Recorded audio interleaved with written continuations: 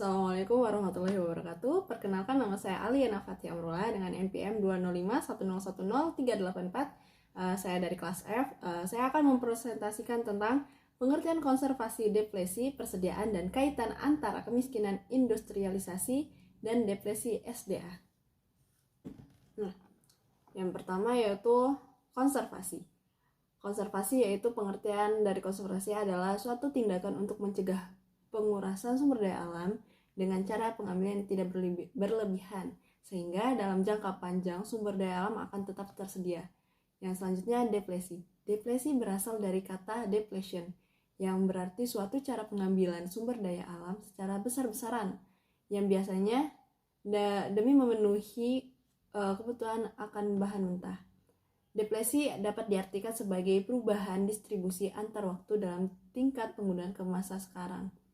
Yang selanjutnya, persediaan atau cadangan. Reserves atau persediaan atau stok atau cadangan sumber daya alam merupakan sumber daya alam yang sudah kita ketahui dan terbukti identified and proven bernilai ekonomis. Nah, selanjutnya ini pesimisme dan optimisme terhadap sumber daya alam. Mengenai sejauh mana sumber daya alam itu dapat melayani kebutuhan manusia, ada dua kelompok pemikir yang masing-masing berbeda pendapat. Satu kelompok merasa optimis terhadap tersedia sumber daya alam, dan kelompok satu lagi merasa pesimis. Nah, yaitu yang pertama, kelompok pesimis. Kelompok ini menyatakan bahwa sumber daya alam itu terbatas adanya, sehingga apabila terus-menerus diambil atau diolah, maka cadangan makin lama akan makin menipis, dan sampai pada saatnya nanti pasti akan habis. Pemikiran yang pesimis ini sudah diawali oleh tokoh-tokoh ekonomi terkenal seperti Adam Smith dan David Ricardo. Tersedianya sumber daya alam di bumi ini adalah terbatas baik dalam arti kuantitas maupun arti kualitas. Yang selanjutnya ini kelompok optimis. Kelompok optimis ini berpendapat bahwa sumber daya alam itu tersedia melimpah dan tidak akan pernah habis. Lebih-lebih untuk sumber daya alam yang dapat diperbarui. Dalam hal ini, kelompok optimis menyatakan bahwa perkembangan teknologi tidak menguras sumber daya alam, namun justru cenderung mengurangi pengurusan sumber daya alam. Nah, yang sekarang materi yang selanjutnya adalah konservasi, investasi, dan standar minimum.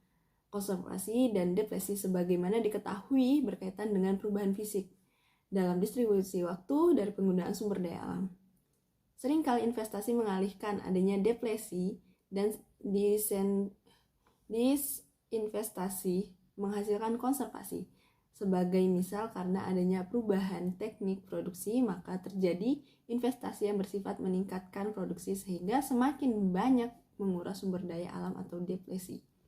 Standar minimum yang aman bagi konservasi dapat dicapai dengan menghindari daerah kritis atau critical zone, yaitu kondisi fisik yang karena ulah manusia akan berakibat tidak ekonomis untuk menghentikan atau membalik tindakan deflasi. Nah, selanjutnya yaitu hubungan antar penduduk, industri, dan SDA. Marilah sekarang kita lihat kaitan antara penduduk, produksi barang dan jasa, serta kegiatan pengolahan sumber daya alam, proses kombinasi dengan masukan-masukan lain seperti kapital, tenaga kerja, skill, dan teknologi. Seperti telah diuraikan, sumber daya alam merupakan salah satu masukan yang penting dalam kegiatan produksi. Apa saja, baik di sektor industri atau pabrik, di sektor pertanian maupun sektor jasa. Semua kegiatan dalam kegiatan sektor itu memberikan hasil output berupa barang dan jasa untuk memenuhi kebutuhan manusia. Dengan kata lain, sumber daya alam harus digali guna memenuhi kebutuhan manusia. Nah,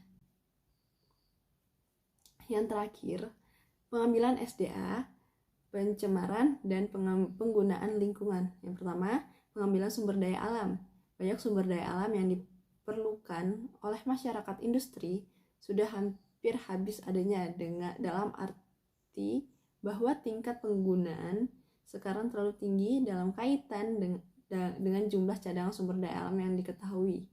Yang kedua, pencemaran lingkungan.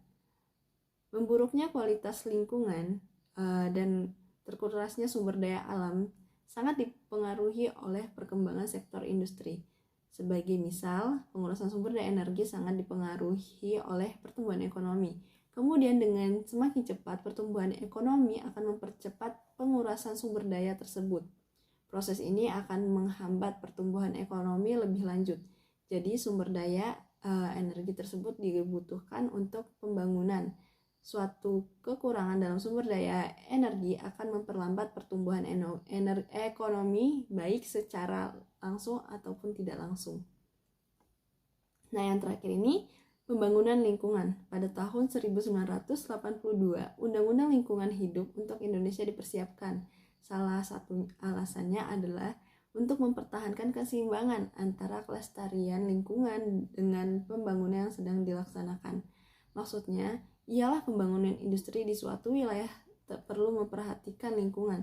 Cara yang sering digunakan dalam pengelolaan lingkungan ini ialah dengan menginternalisasikan eksternalitas negatif yang disebabkan oleh pembangunan ekonomi. Dalam hal ini, kita tidak menganut aliran ekonomi klasik maupun neoklasik yang menilai setiap harga barang ditentukan oleh pasar. Oleh karena itu, munculnya ekonomi lingkungan merupakan suatu tindakan yang sangat tepat sehingga ekonomi yang dihasilkan pada gilirannya akan mengerti masalah pengembangan sektor industri dengan tetap memperhitungkan kepentingan lingkungan. Nah, sekian dari saya. Wassalamualaikum warahmatullahi wabarakatuh.